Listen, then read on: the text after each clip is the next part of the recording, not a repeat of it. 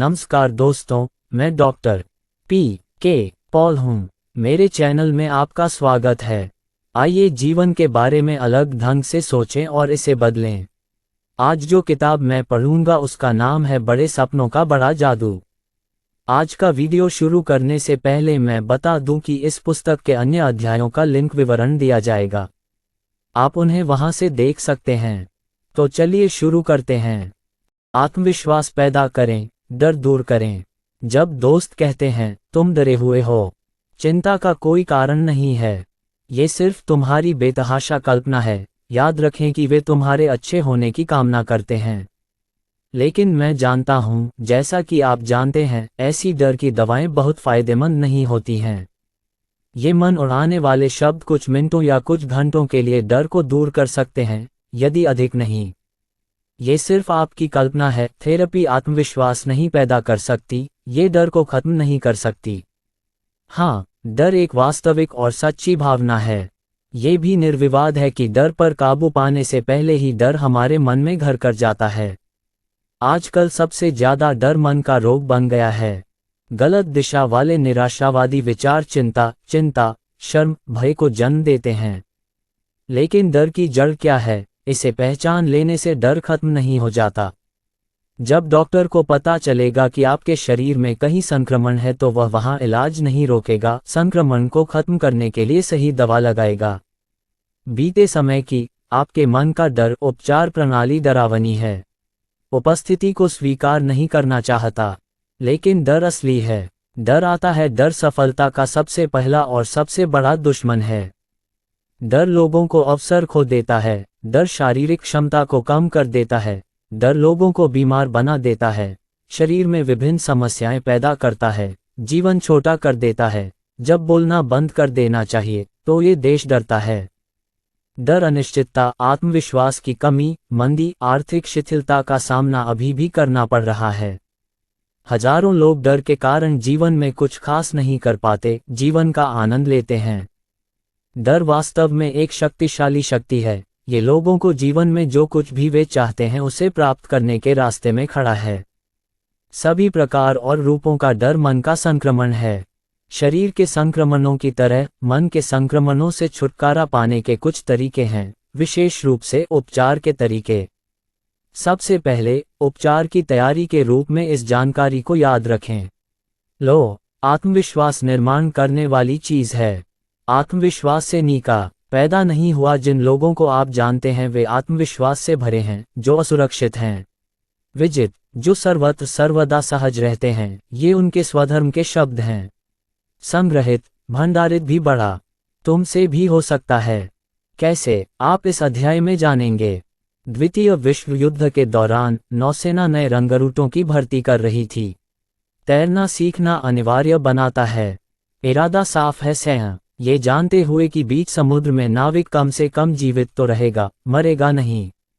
जो लोग तैरना नहीं जानते थे उन्हें तैराकी कक्षाओं में प्रवेश दिया गया। मैंने स्वयं कई प्रशिक्षण सत्र देखे हैं। ये देखना हास्यास्पद लग रहा था कि स्पष्ट रूप से स्वस्थ युवाओं का एक समूह केवल 1 फुट गहरे पानी में गिरकर भयभीत हो रहा है। एक अभ्यास सत्र को याद करते हुए नए नाविकों को 1 फुट ऊंचे बोर्ड से 8 फुट या उससे थोड़े गहरे पानी में कूदने के लिए कहा गया था, जिसके पास आधा दर्जन तैराकी विशेषज्ञ खड़े होकर देख रहे थे।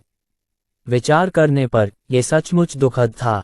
गुरु वास्तव में एक दुर्जय हथियार थे, लेकिन उनके मन के डर को दूर करने के लिए बस एक बार पानी में कूदना जरूरी था।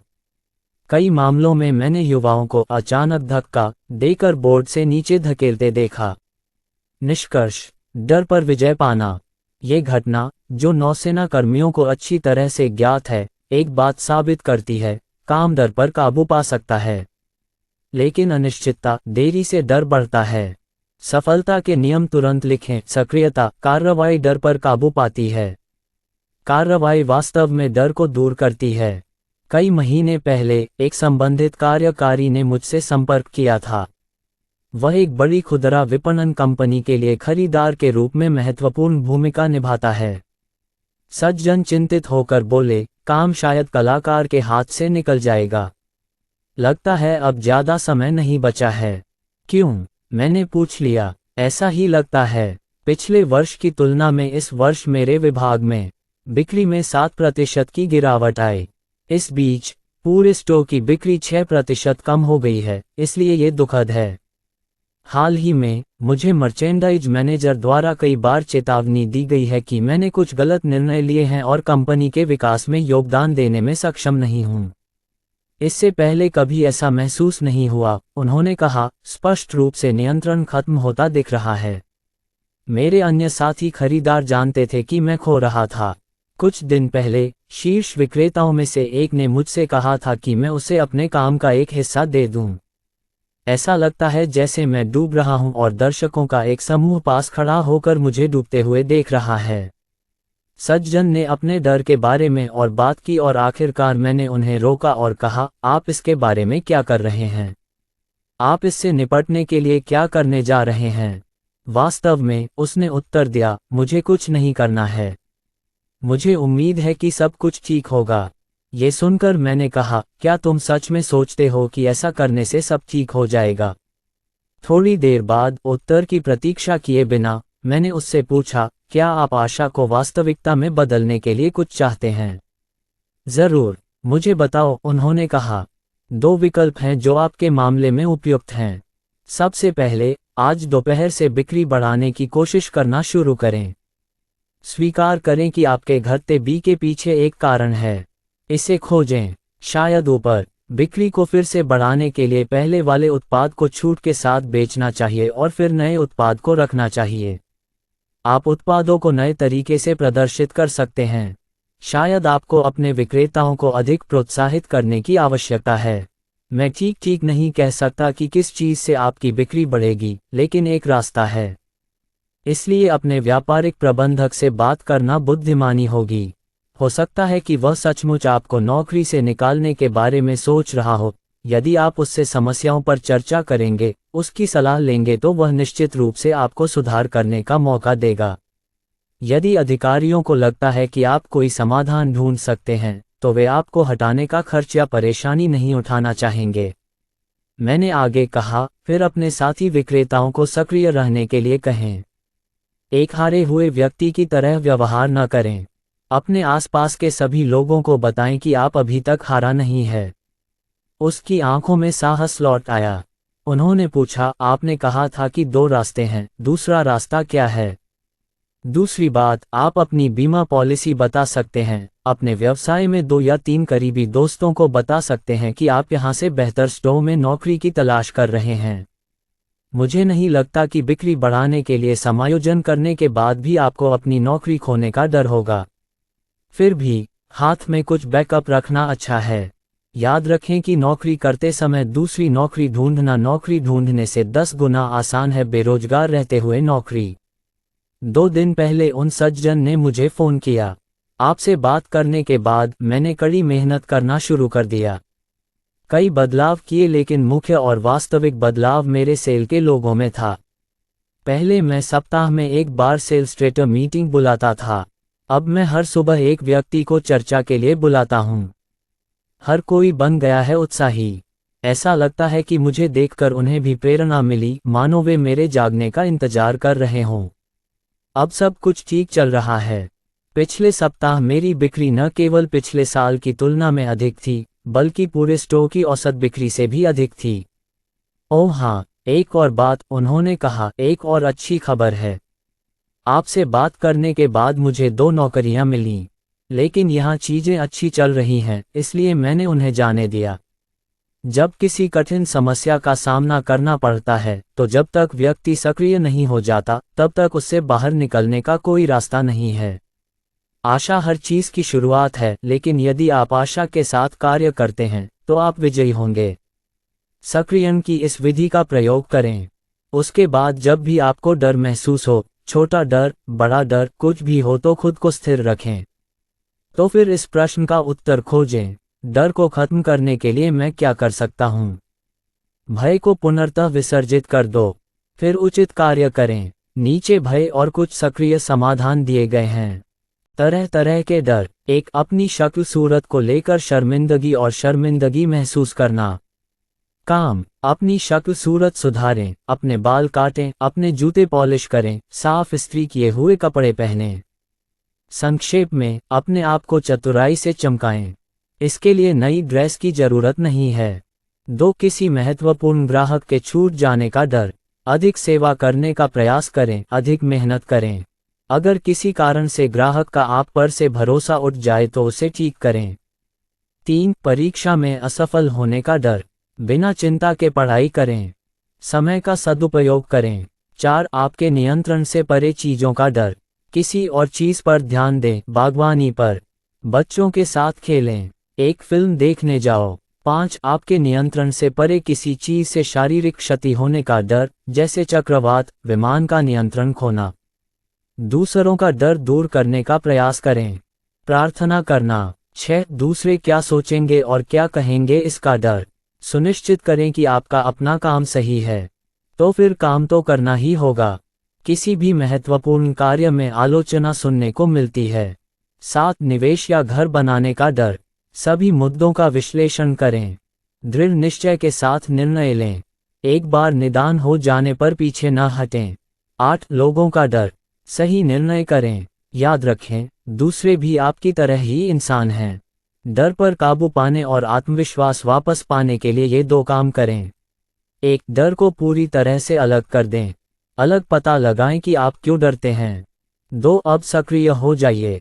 हर तरह के डर का समाधान किसी न किसी काम में मौजूद है।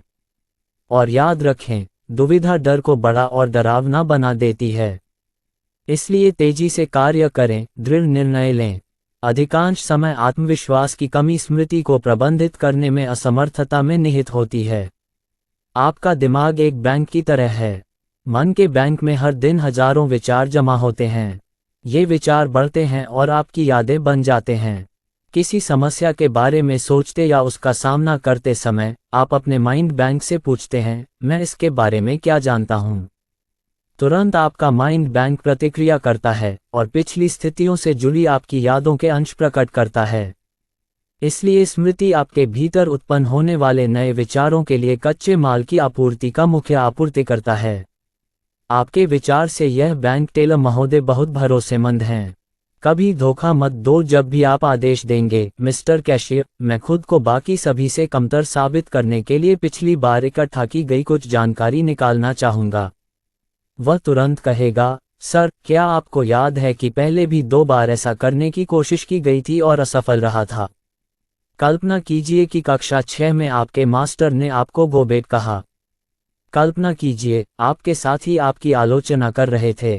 कल्पना कीजिए, इस तरह कैशियर ये साबित करने के लिए उदाहरण देता रहेगा, विभिन्न विचार प्रस्तुत करता रहेगा कि आप वास्तव में गलत हैं।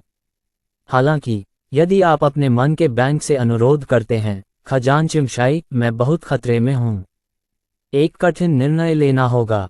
क्या आप कुछ विचार प्रस्तुत कर सकते हैं जो मेरे मन को आश्वस्त कर सकें? आपका कैशियर फिर कहेगा, जरूर सर, लेकिन ये समय आपके सामने कुछ ऐसे विचार प्रस्तुत करेगा जो आपने खुद को सफल साबित करने के लिए एकत्रित किए हैं। आपने कितना बढ़िया काम किया। सोचिए श्रीमान स्मिथ ने आप पर चुटकी ली। अपने सबसे प्यारे दोस्तों के बारे में सोचें। क्या करें? ये बेहद जिम्मेदार टेलर सर आपको वो विचार देंगे जो आप सोचना चाहते हैं, क्योंकि पूरा बैंक आपका है। कहा, माँ, आपका स्मृति बैंक प्रभावी प्रबंधन के लिए आत्मविश्वास पैदा करेगा। इस आत्मविश्वास को बनाने से विशेष रूप से 2 काम हो सकते हैं। एक, केवल आशावादी और सकारात्मक विचारों को अपने बैंक में प्रवाहित करें। ये निर्विवाद है कि जीवन में व्यक्ति को कई असुविधाजनक, शर्मनाक और निराशाजनक स्थितियों का सामना करना पड़ता है। लेकिन सफल और असफल लोग इस स्थिति से निपटने के लिए बिल्कुल अलग अलग तरीके अपनाते हैं। असफल शब्द आपके दिमाग में अटक जाते हैं, उबाऊ बातें आपकी याददाश्त में बार बार अटक जाती हैं। वे किसी और चीज़ के बारे में सोचना नहीं चाहते, यहाँ तक कि रात को सोने से पहले भी उनके दिमाग में ये परेशान करने वाले विचार घूमते रहते हैं। इस बीच आत्मविश्वासी, सफल लोग इस पर दोबारा विचार नहीं करते। एक सफल व्यक्ति अपने मानसिक बैंक में केवल अच्छे विचार ही एकत्रित करता है। अगर आप रोज सुबह काम पर जाने से पहले कार के इंजन में कुछ कबाड़ डाल देंगे तो कार कैसे चलेगी? बहुत जल्द इंजन खराब हो जाएगा, काम करना बंद कर देगा। जिस प्रकार आपकी माँ के गैर धार्मिक, निराशाजनक और अप्रिय विचारों का संचय मन को परेशान करता है, उसी प्रकार निराशाजनक विचार आपके मन की मोटर पर अनावश्यक रूप से दबाव डालते हैं, जिससे चिंता, निराशा, हीनता की भावनाएं पैदा होती हैं, जबकि बाकी लोग आगे बढ़ जाते हैं। जाओ, ये विचार तुम्हें रास्ते पर रखते हैं। इसे आजमाएं, ऐसे क्षणों में जब आप अकेले हों, आपके विचारों में आपका एकमात्र साथी हो, जैसे गाड़ी चलाते समय या अकेले खाना खाते समय, अच्छी, सुखद यादें याद करें। विचारों को माइंड बैंक में संग्रहित करें। इससे आत्मविश्वास तो बढ़ेगा ही, साथ ही शरीर भी अच्छा काम करेगा। एक अच्छी योजना बनाओ। बिस्तर पर जाने से ठीक पहले ध्यान से सोचें। आपके पास जो कुछ है उसके लिए भगवान का शुक्रिया अदा करें। सोचो तुम्हारे पास कितना है। आपका जीवन साथी, बच्चे, दोस्त, स्वास्थ्य। उन अच्छे कामों के बारे में सोचें जो आपने आज किए।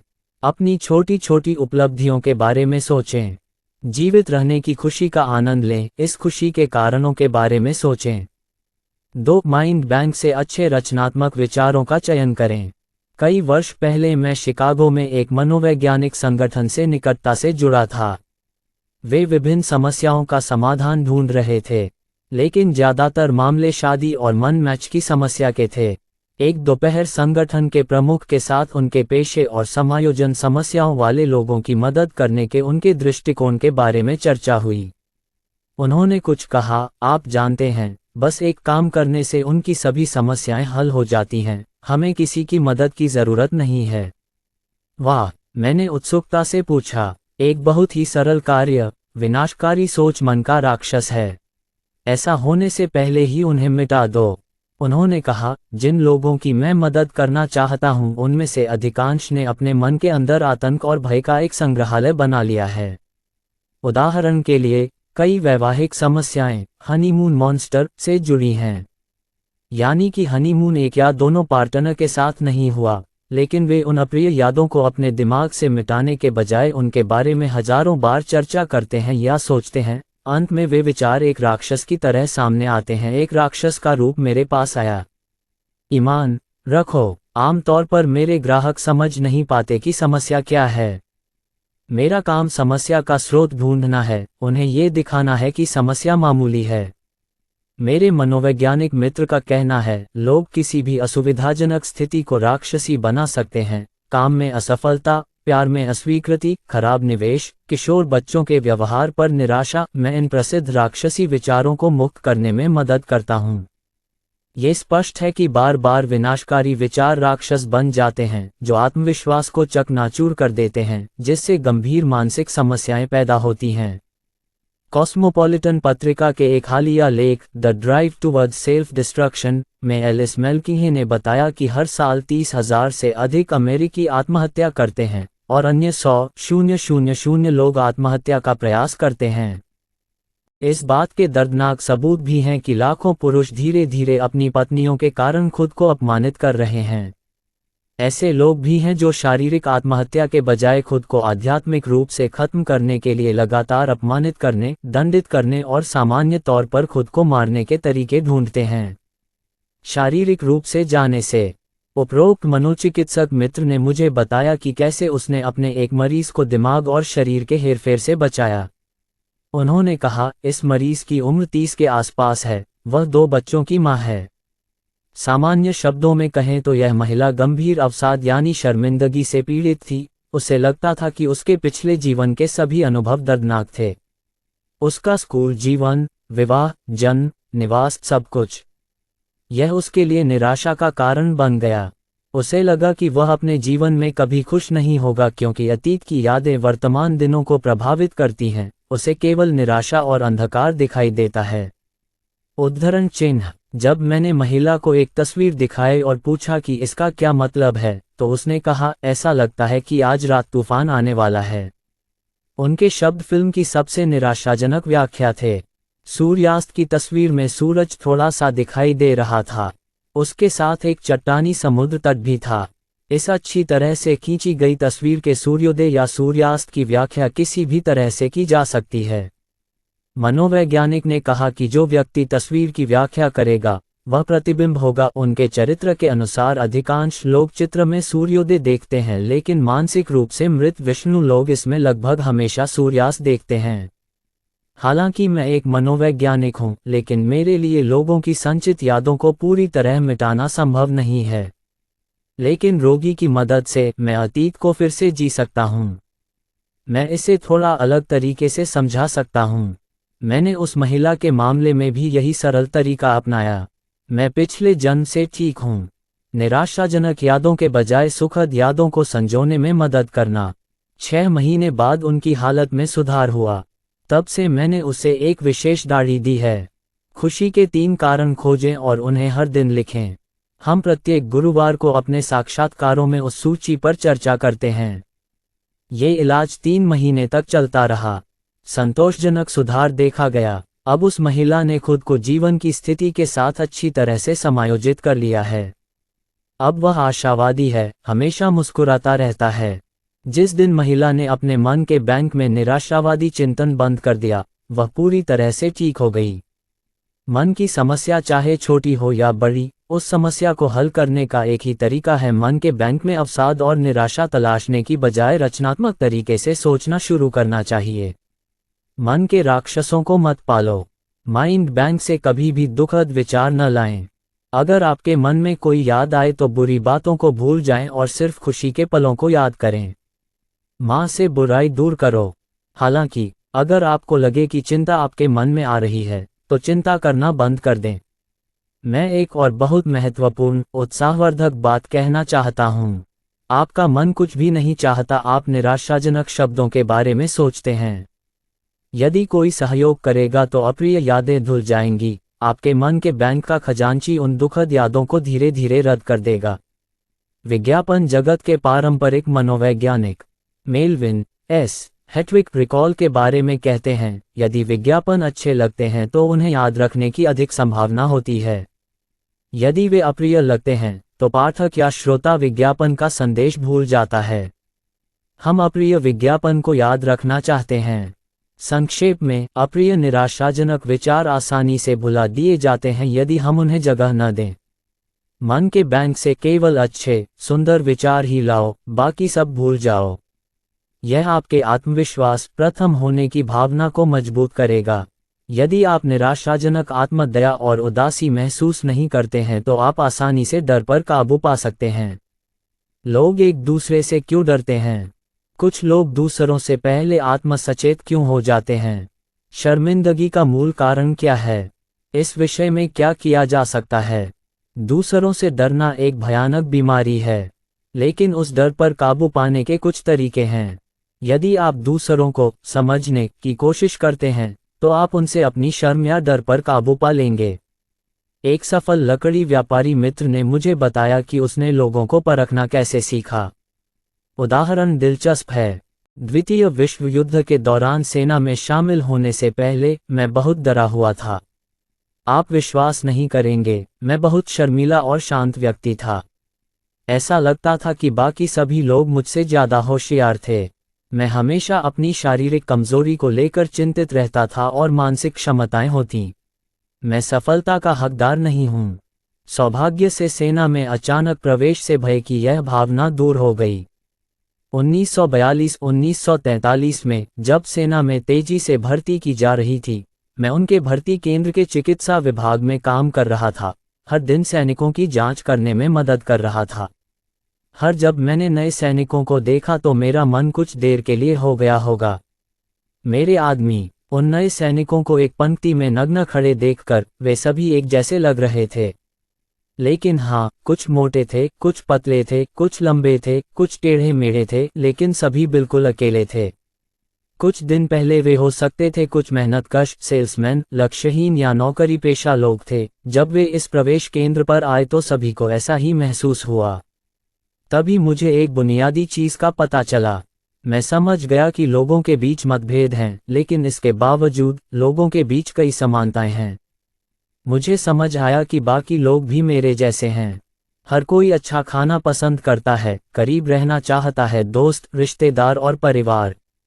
जीवन में आगे बढ़ना चाहता है।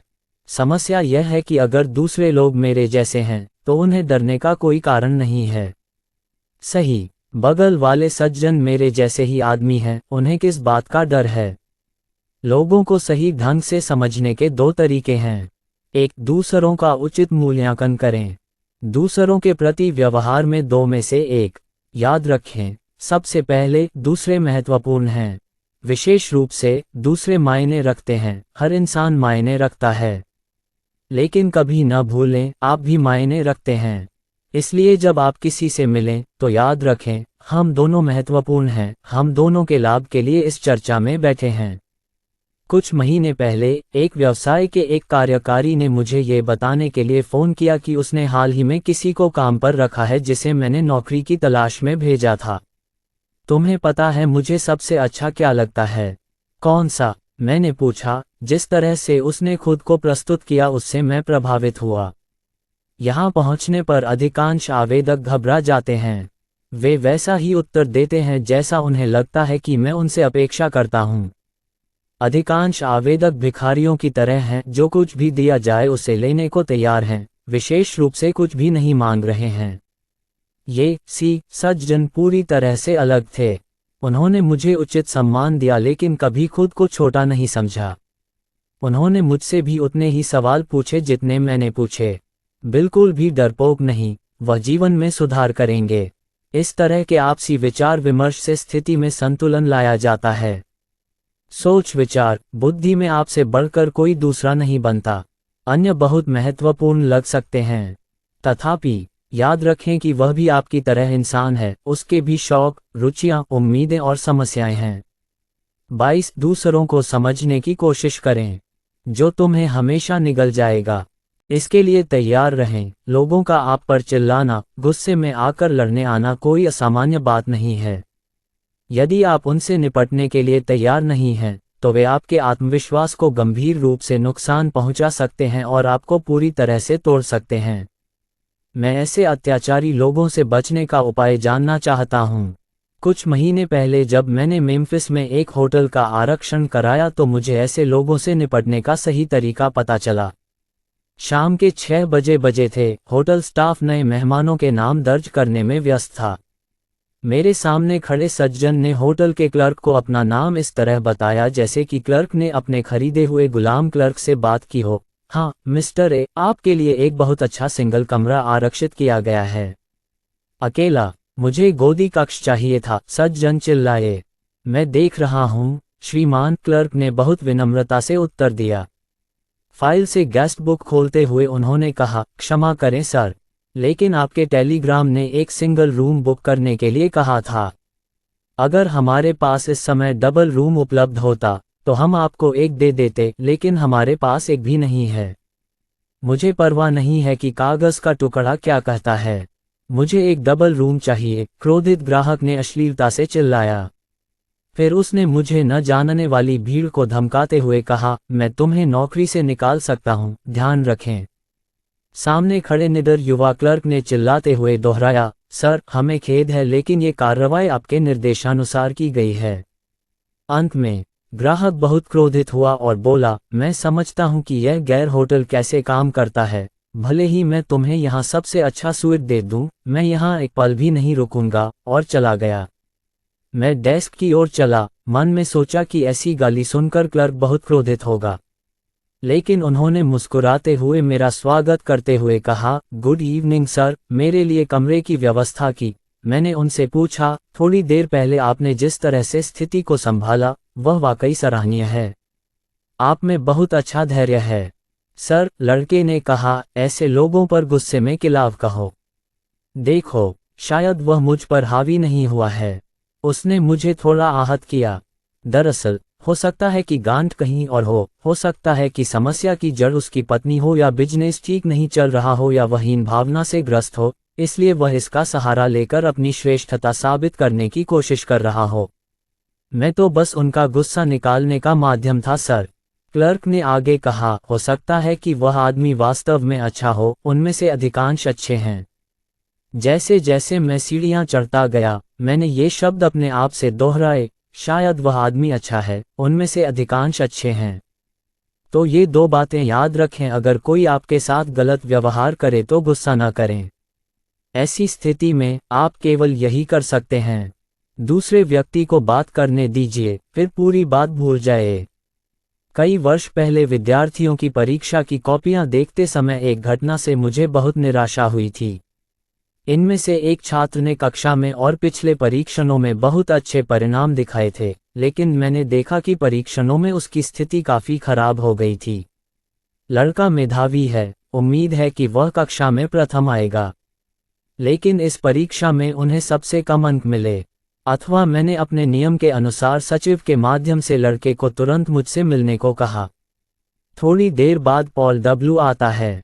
वह बहुत राहत महसूस कर रहा था। मैंने उसे बैठने को कहा, फिर पूछा, क्या बात है पॉल? मुझे तुमसे ऐसी उम्मीद नहीं थी। पॉल ने अपनी आंखें नीची कर ली, मानो एक पल के लिए खुद से बहस कर रहा हो। उसने उत्तर दिया, सर, जिस दिन आपने मुझे नकल करते हुए पकड़ा, मैं टूट गया। मैं किसी भी चीज़ पर ध्यान केंद्रित नहीं कर पा रहा हूँ।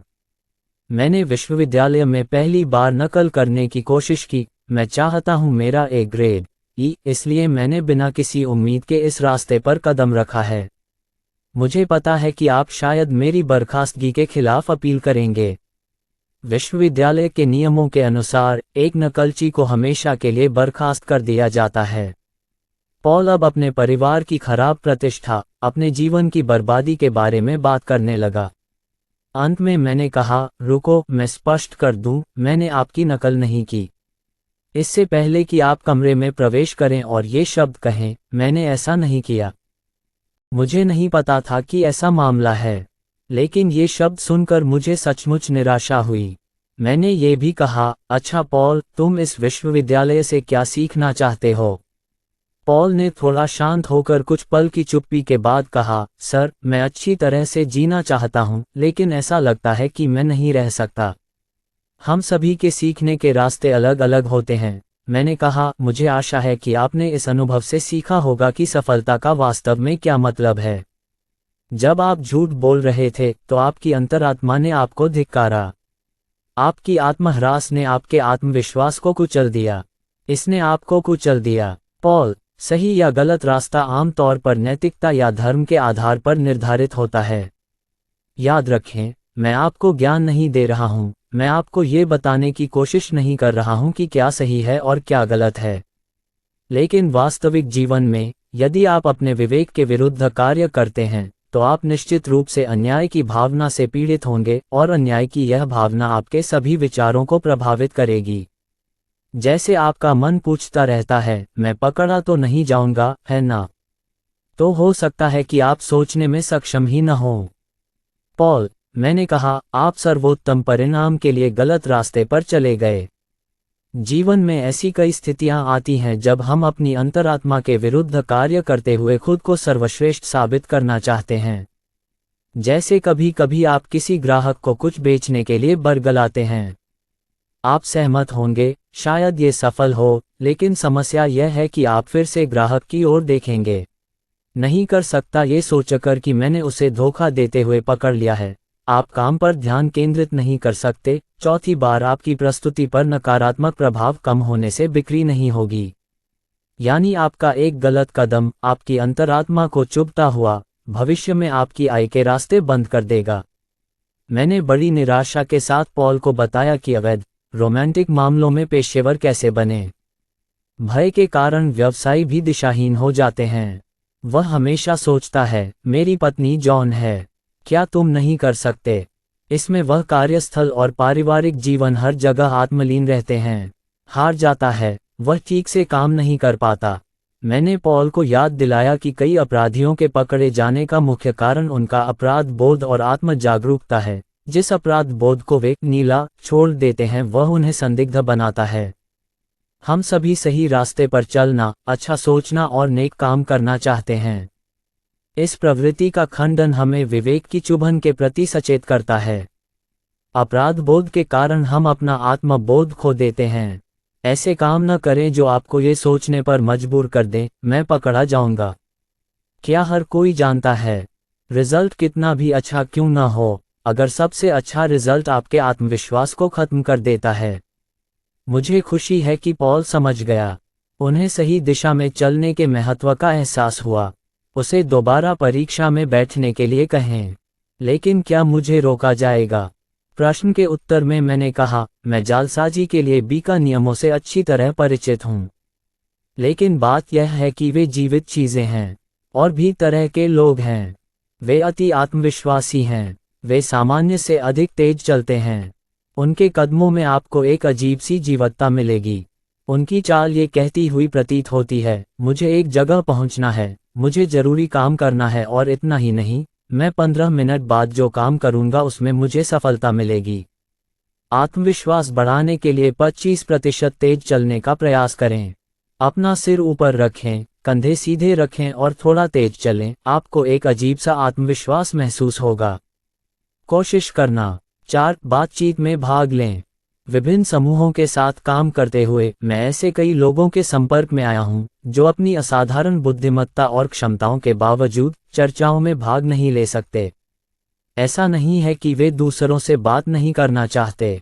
इनमें आत्मविश्वास की कमी के कारण ये हर किसी से मिलजुल नहीं पाते। सत्र में मूक भागीदार मन ही मन सोचता है, मेरी राय पूरी तरह से निरर्थक हो सकती है। कुछ कहने और अपनी मूर्खता प्रकट करने की तुलना में चुप रहना बेहतर है। इसके अलावा अन्य लोग मुझसे अधिक जान सकते हैं। मैं नहीं चाहता सबके सामने अपनी अज्ञानता सिद्ध करो। हर बार जब यह मूक व्यक्ति बोलने में असफल हो जाता है तो वह अधिक अधूरा, अधिक हीन महसूस करता है। कभी कभी खुद को अगली बार भाग लेने के लिए मनाने की असफल कोशिश करता है, भले ही वह जानता है कि वह कभी ऐसा नहीं। महान मनोवैज्ञानिक डॉक्टर जॉर्ज डब्ल्यू क्रेन ने अपनी प्रसिद्ध पुस्तक applied psychology Chicago Hopkins syndicate Inc 1950 में कहा, याद रखें, भावनाएं क्रियाओं का अनुसरण करती हैं। आप जो कार्य करते हैं उससे आप अगले कार्य अर्थात भावना को नियंत्रित कर सकते हैं। बहुत परिचित दुखद घटनाओं, विवाह में समस्याओं और गलतियों के कारणों के बारे में पता होना चाहिए। दैनिक संबंधित भावनाएं भी सटीक होंगी। हर दिन आप और आपका साथी एक दूसरे के साथ समय बिताते हैं, चुंबन करते हैं, प्रशंसा के शब्दों के साथ एक दूसरे के प्रति प्यार व्यक्त करते हैं, विभिन्न छोटे ऐसी मीठी बातें। यदि आप व्यवसाय करते हैं तो आपको प्यार के बारे में चिंता करने की जरूरत नहीं है। यदि आपके पास एक दूसरे के प्रति वफादारी नहीं है तो इसे व्यक्त करना असंभव है। सही रास्ते पर आगे बढ़ना। मनस्तविद कहते हैं कि यदि हम अपने कार्यों को बदल सकते हैं तो हम अपना दृष्टिकोण भी बदल सकते हैं। उदाहरण के लिए, यदि आप बिना झुके सीधे खड़े होकर मुस्कुराना चाहते हैं तो मनोबल बढ़ता है और आत्मविश्वास बढ़ता है। अगर आप नाक भान सिकुड़ेंगे तो देखेंगे कि मूड भी खराब हो गया है। ये साबित करना आसान है कि अच्छी तरह से प्रबंधित गतिविधियां भावनाओं को बदल सकती हैं। जो लोग दूसरों के सामने खड़े होने में शर्मीले और शर्मिंदा होते हैं, अगर वे इन 3 सरल चरणों का पालन करें तो वे अपनी शर्मिंदगी पर काबू पा सकते हैं और आत्मविश्वासी बन सकते हैं। सबसे पहले, अपने सामने वाले सज्जन का अभिवादन करें। दूसरा, सीधे उसकी आंखों में देखें और बात करें। तीसरा, कहें, आपसे बात करके अच्छा लगा। ये 3 सरल क्रियाएं शर्म, संकोच को अपने आप दूर कर सकती हैं।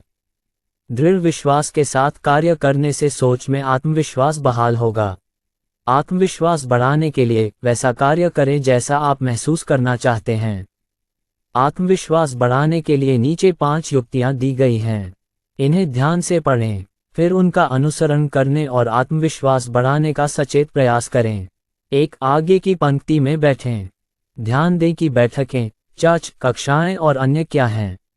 क्या सम्मेलन में पिछली पंक्तियां पहले भरी जाती हैं?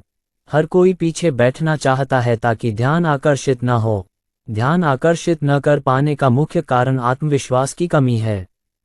सामने बैठने से आत्मविश्वास बढ़ता है। आगे की ओर बैठने का अभ्यास करें। अब से जितना संभव हो सके आगे की पंक्ति के करीब बैठने की कोशिश करें।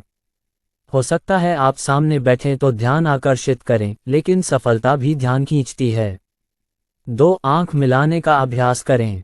कोई व्यक्ति अपनी आंखों का उपयोग कैसे करता है यह उसके बारे में बहुत कुछ बताता है। जब आप किसी ऐसे व्यक्ति से बात करते हैं जो आपसे नजरें नहीं मिलाता है, तो सबसे पहली चीज जो आप सोचते हैं वह यह है कि वह व्यक्ति क्या छिपाने की कोशिश कर रहा है। उसे किस बात का डर है? क्या आप कुछ छुपाने की कोशिश कर रहे हैं? क्या तुम कुछ छिपा रहे हो? आमतौर पर आंख न मिलाने के दो कारणों में से एक ये हो सकता है कि वह कह रहा हो, मैं तुम्हारे आसपास असुरक्षित महसूस करता हूँ, मैं छोटा महसूस करता हूँ, मुझे तुमसे डर लगता है, या मैं दोषी हूँ, मैंने कुछ किया है, या मेरे मन में कोई विचार आया है जो मैं आपको बताना नहीं चाहता। मुझे डर है कि तुम अपनी आंखों में देखकर मुझे पहचान लोगे। आंखों से आंखों के संपर्क के बिना आप अपने बारे में अच्छा प्रभाव नहीं डाल पाएंगे। आप बताएंगे, मुझे डर लग रहा है, मुझ में आत्मविश्वास नहीं है। इस डर पर काबू पाने के लिए दूसरों की आंखों में देखकर बात करें। किसी की आंखों में देखने का मतलब है, मैं एक ईमानदार, अच्छा इंसान हूं। जो मैं आपको बता रहा हूं उस पर मुझे पूरा भरोसा है। मैं काया हूं, मुझे खुद पर भरोसा है। आंखों में आंखें डालकर बात करने से आपको फायदा होगा। वह सामने सीधे उसकी आंखों में देखें और बात करें। इससे आपका आत्मविश्वास बढ़ेगा, दूसरे आप पर भरोसा करेंगे। 3. चलने की गति 25% बढ़ाएं। बचपन में काउंटी सीट पर जाना मेरे लिए रोमांचकारी था। जब मैं सारे काम के बाद कार में बैठता तो मेरी माँ कहती, डेविड चलो यहाँ बैठो और लोगों को आते जाते देखो। माँ मज़ेदार खेल में अच्छी थी। वह मुझसे कहते थे, उस आदमी को देखो, मुझे बताओ कि वह चिंतित क्यों है, या मुझे बताओ कि वह महिला अब भी करने जा रही है, या उस आदमी को देखो, ऐसा लगता है कि उसे कुछ समझ नहीं आ रहा है। लोगों को घूमते हुए देखना दिलचस्प है। ये शगल फिल्मों में जाने से सस्ता है, शायद इसीलिए माँ ने इसका आविष्कार किया था और इसमें सीखने के लिए बहुत कुछ है। मैं अभी भी गेम खेलता हूँ। गलियारों, बैठक कक्षों, फुटपाथों पर लोगों के व्यवहार का अध्ययन करें। मनोवैज्ञानिकों के अनुसार चलने में अव्यवस्था और आलस्य स्वयं, काम और आसपास के लोगों के प्रति बुरे व्यवहार का संकेत है। लेकिन मनोवैज्ञानिक ये भी कहते हैं कि हम अपनी मुद्रा और चाल को बदलकर अपने दृष्टिकोण और व्यवहार को बदल सकते हैं। ध्यान दें, मन की स्थिति हमारे शारीरिक कार्यों का प्रतिबिंब है। हताश हारे हुए लोग केवल ठोकर खाते हैं, उनमें कोई आत्मविश्वास नहीं है। आम लोगों की चाल भी बहुत सामान्य होती है, उनकी चलने की गति भी सामान्य है। उनकी शारीरिक भाषा कहती है, मुझ में आत्मसम्मान की कमी है। और भी तरह के लोग हैं, वे अति आत्मविश्वासी हैं, वे सामान्य से अधिक तेज चलते हैं। उनके कदमों में आपको एक अजीब सी जीवत्ता मिलेगी। उनकी चाल ये कहती हुई प्रतीत होती है, मुझे एक जगह पहुंचना है, मुझे जरूरी काम करना है, और इतना ही नहीं, मैं 15 मिनट बाद जो काम करूंगा उसमें मुझे सफलता मिलेगी। आत्मविश्वास बढ़ाने के लिए 25% तेज चलने का प्रयास करें। अपना सिर ऊपर रखें, कंधे सीधे रखें और थोड़ा तेज चलें। आपको एक अजीब सा आत्मविश्वास महसूस होगा। कोशिश करना। 4. बातचीत में भाग लें। विभिन्न समूहों के साथ काम करते हुए मैं ऐसे कई लोगों के संपर्क में आया हूं जो अपनी असाधारण बुद्धिमत्ता और क्षमताओं के बावजूद चर्चाओं में भाग नहीं ले सकते। ऐसा नहीं है कि वे दूसरों से बात नहीं करना चाहते, इनमें आत्मविश्वास की कमी के कारण ये हर किसी से मिलजुल नहीं पाते। सत्र में मूक भागीदार मन ही मन सोचता है, मेरी राय पूरी तरह से निरर्थक हो सकती है। कुछ कहने और अपनी मूर्खता प्रकट करने की तुलना में चुप रहना बेहतर है। इसके अलावा अन्य लोग मुझसे अधिक जान सकते हैं। मैं नहीं चाहता सबके सामने अपनी अज्ञानता सिद्ध करो। हर बार जब यह मूक व्यक्ति बोलने में असफल हो जाता है तो वह अधिक अधूरा, अधिक हीन महसूस करता है। कभी कभी खुद को अगली बार भाग लेने के लिए मनाने की असफल कोशिश करता है, भले ही वह जानता है कि वह कभी ऐसा नहीं करेगा। ये बहुत महत्वपूर्ण है क्योंकि हर बार यह मूक प्रतिभागी बातचीत में भाग लेने में विफल रहता है। आत्मविश्वास की कमी उसे और अधिक भयभीत कर देती है, बनाता है वह खुद पर से विश्वास खो देता है। आप जितनी अधिक चर्चाओं में भाग लेंगे आप उतने ही अधिक आश्वस्त होंगे और अगली बार चर्चाओं में भाग लेना उतना ही आसान होगा। बोलो, यह आत्मविश्वास बढ़ाने वाला विटामिन है। आत्मविश्वास निर्माण की इस पद्धति को कार्यान्वित करें। सभी अनमूल्य चर्चाओं में भाग लें। व्यावसायिक सत्रों, समिति की बैठकों, सामाजिक समारोहों में हर जगह स्वेच्छा से भाग लें। अपवाद मत करो, टिप्पणी करें, प्रतिक्रिया दें, प्रश्न पूछें और बोलने वाले अंतिम व्यक्ति न बनें। सबसे पहले चर्चा में प्रथम वक्ता बनने का प्रयास करें।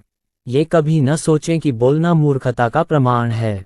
विश्वास, यदि कोई आपकी टिप्पणी से असहमत है तो शायद कोई और भी असहमत होगा। अपने आप से पूछना बंद करें, क्या बात करना ठीक है? इसके बजाय चर्चा में नेताओं का ध्यान आकर्षित करें ताकि आपकी भागीदारी आसान हो। बोलने में विशेष प्रशिक्षण और अनुभव के लिए आप टोस्टमास्टर्स क्लब में शामिल हो सकते हैं। कई आत्म जागरूक लोगों ने दूसरों के साथ बात करते समय शर्म को दूर करने के लिए एक सुनियोजित कार्यक्रम का पालन करके अपना आत्मविश्वास वापस पा लिया है। 5. अपना दिल खोलो और मुस्कुराओ। कई लोगों ने सुना होगा कि दिल एक हार्दिक मुस्कान से भर जाता है। ऐसा कहा जाता है कि हंसी आत्मविश्वास की कमी का सबसे अच्छा इलाज है, लेकिन बहुत से लोग इस कहावत पर विश्वास नहीं करते हैं क्योंकि जब वे डरते हैं तो उन्होंने मुस्कुराने की कोशिश ही नहीं की है। इसे आजमाएं, सोचें कि आप हारे हुए हैं। एक ही समय में हंसने की कोशिश करें, आप नहीं कर सकते। यदि आप अपना दिल खोलकर मुस्कुराते हैं तो आप आत्मविश्वास पुनः प्राप्त कर लेंगे। लाउंगा जीवंत हंसी भय को दूर करती है, चिंता को दूर करती है, निराशा को दूर करती है। एक चुटीली मुस्कान चिंता को दूर करने के अलावा कई चीजों को ठीक करती है। एक सच्ची मुस्कान तुरंत अवसाद को दूर कर देती है। यदि आप उन लोगों को देखकर सच्चे दिल से मुस्कुरा सकते हैं जो बहुत क्रोधित हैं, तो आप फिर कभी क्रोधित नहीं हो सकते। कुछ दिन पहले की एक घटना इसका सबूत है। चौराहे पर ट्रैफिक लाइट बदलने का कर रहा था इंतजार, अचानक निकला धुआं। मेरे पीछे वाली कार के ड्राइवर ने अपना पैर ब्रेक से हटा लिया और मेरी कार से टकरा गया। शीशे में मैंने सज्जन को कार से बाहर निकलते देखा। मैं भी नीचे आ गया। मैं सारे सिद्धांत भूलकर जुबानी जंग के लिए तैयार हूँ। मैं इनकार नहीं करूँगा, मुझे उन सज्जन पर बहुत गुस्सा आया। लेकिन सौभाग्य से ऐसा कुछ होने से पहले सज्जन आगे आए और थोड़ा मुस्कुराए और बहुत विनम्रता से कहा, मैं वास्तव में ऐसा नहीं करना चाहता था। मैं उस मुस्कान, उस व्यवहार से अभिभूत हो गया। मैंने कहा, ठीक है, ऐसा ही होता है। एक पल में मेरा दुश्मन दोस्त बन गया। अपना दिल खोलो और हंसो, तुम देखोगे कि दुनिया कितनी खूबसूरत है। लेकिन आपको दिल खोलकर हंसना होगा। थोड़ी सी मुस्कुराहट कोई गारंटी नहीं है। बलूत का फल हंसी। मैं ऐसी ही मुस्कान की गारंटी दे सकता हूँ। मैंने कई बार सुना है, मैं सहमत हूँ, लेकिन जब मैं डरा हुआ या क्रोधित होता हूँ तो मैं मुस्कुरा नहीं सकता। निश्चित रूप से आप नहीं कर सकते, कोई भी नहीं कर सकता। इसलिए आपको खुद को यह विश्वास दिलाना होगा कि मैं हंसूंगा। फिर मुस्कुराओ। हंसी की शक्ति को खोजें, विकसित करें। इन 5 तरीकों को काम में लाएं। 1. काम का डर दूर हो जाता है। डर हटाओ, रचनात्मक कार्य करो। कुछ न करने से भय बढ़ता है, आत्मविश्वास और मनोबल कम होता है। निष्क्रियता। 2. माइंड बैंक में केवल रचनात्मक सकारात्मक विचारों को ही एकत्रित करने पर ध्यान दें। निराशावादी, अपमानजनक विचारों को मन का राक्षस न बनने दें। अपने आप को अप्रिय घटनाओं या स्थितियों पर ध्यान केंद्रित करने की अनुमति न दें। 3. लोगों को ठीक से पहचानना सीखें। याद रखें, लोगों में भिन्नताओं की तुलना में समानताएं अधिक होती हैं। दूसरों के बारे में सही सोचें, चिंता न करें। वह भी एक आदमी है। दूसरों को समझने की कोशिश करें। कई लोग चिल्ला सकते हैं, लेकिन इससे ज़्यादा नुकसान नहीं होता। 4. अंतरात्मा की आवाज़ सुनो। इससे अपराध बोध की विषाक्त भावनाएं पैदा नहीं होंगी। सही काम करना सफलता का एक प्रमुख हिस्सा है। 5. मुझ में आत्मविश्वास है। बहुत सारा आत्मविश्वास आपका आदर्श वाक्य होना चाहिए। दैनिक जीवन में इन छोटे छोटे निर्देशों का पालन करें। A. आगे की पंक्ति में बैठें। B. आंख मिलाकर बात करें। C. चलने की गति 25% बढ़ाएं। D. चर्चा या बातचीत में भाग लें। E. दिल से मुस्कुराओ।